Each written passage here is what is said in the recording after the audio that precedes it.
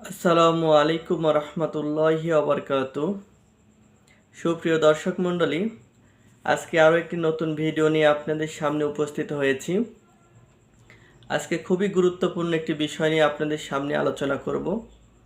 আজকের এই আলোচনাটি সম্পূর্ণ দেখার জন্য আমি বিশেষভাবে অনুরোধ করছি, কেউ টেনে দেখবেন না, এই জন্য যে আজকের ভিডিওটি প্রথম থেকে শেষ পর্যন্ত প্রত্যেকটা পুরুষেরই দেখা খুবই জরুরি, যুবক হোক বা বৃদ্ধ। আজকে যে বিষয়টা নিয়ে আমি আলোচনা করব সেটি হলো যে সকল ভুল করার কারণে সহবাসের সময়টা কমে যায়।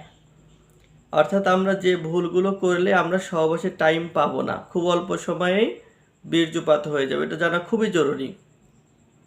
কারণ আমাদের দেশে সকল ধরনের শিক্ষা ব্যবস্থা আছে, রান্নার বিষয়ে শিক্ষা আছে, কম্পিউটারের শিক্ষা আছে, তারপরে আপনার ইঞ্জিনিয়ার, ডাক্তার, সব বিষয়েই আমরা শিক্ষা অর্জন করতে পারি। কিন্তু যৌন বিষয়ে অফেনলি কোনো শিক্ষার ব্যবস্থা আমাদের দেশে নাই। মাও তার মেয়েকে বলে না, বাবা তার ছেলেকে বলে না। এখন একটা মেয়ে এলাকার ফুবু, চাচি বা দাদির কাছে যৌন বিষয়ে একটা নলেজ নেয়, একটা ধারণা নেয়।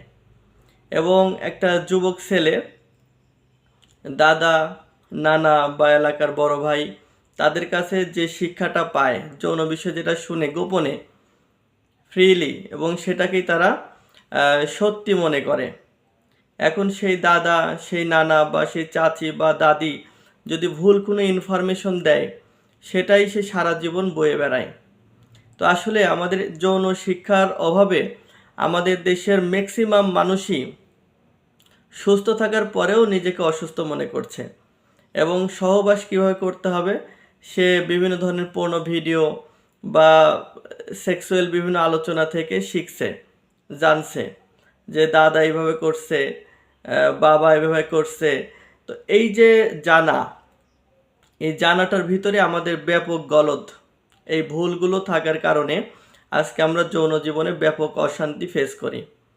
তো আজকে আপনাদের সামনে A to Z প্রথম থেকে শেষ পর্যন্ত আমি যৌন মিলন কিভাবে করতে হবে, কোন ভুল করলে যৌন মিলনে আপনি সময় কম পাবেন, এবং কিভাবে সহবাস করলে আপনি যৌন মিলনটা মানে সহবাসের টাইমটা দীর্ঘ করতে পারবেন। তো এ বিষয়ে আলোচনা করার চেষ্টা করব।